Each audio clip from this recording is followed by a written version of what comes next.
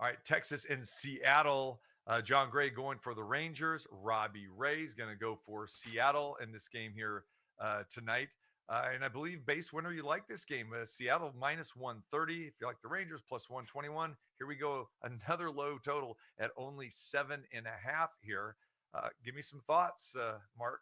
Well, to tell you what, I'm really concerned about Robbie Ray. I have him in my BaseWinner top 5 or group of 5 to win the AL Cy Young. And based on his outing so far, that's looking like a really crappy bet. But I'm not going to give up on him yet. I have him in the model that's 7th out of 150 pitchers. I've got this game priced at minus 212.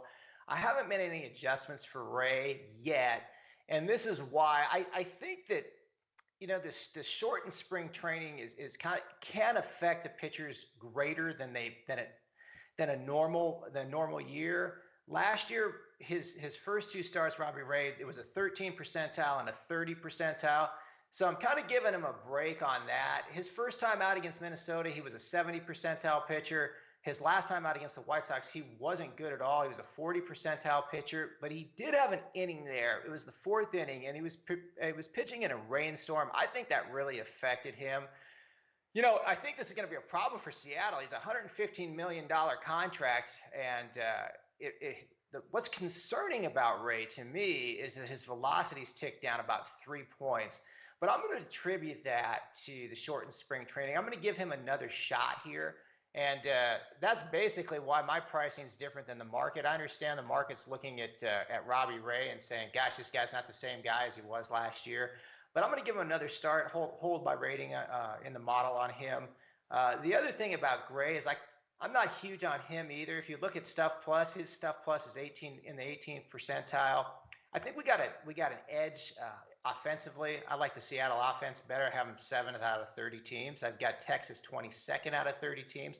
And this is kind of, I hate to do this because it doesn't make sense all the time, because what you see, you could be biased about, like if you see something in person or on TV. But I had the opportunity to watch Robbie Ray versus the same lineup in spring training, and Texas put the same guys out there: Seager, Semien, all the good guys, and he struck out 6 in 4 innings, and he looked really good. His stuff looked good there. They don't keep track of velocity in spring training games. I wish they did, because I could look at his velocity there.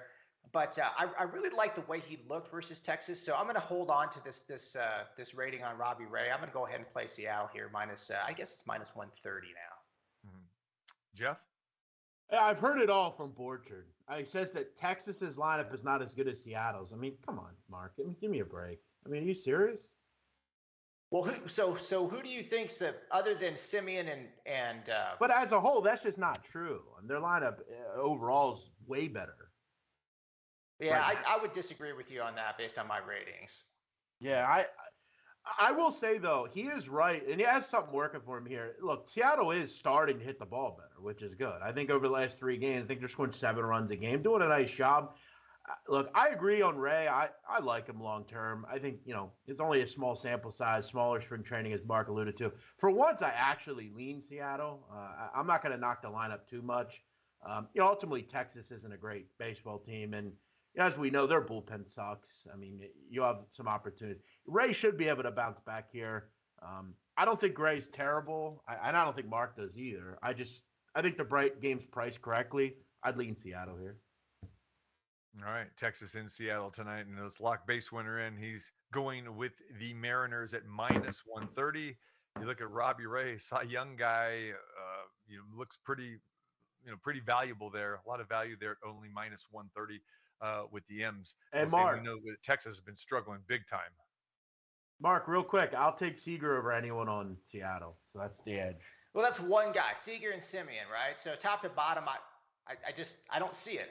I'm telling you, I like Rodriguez for Seattle. You know, like France, Jeff, or Haniger. France, come on, Haniger. I mean, they do got some bats. This is an improving team, and they show.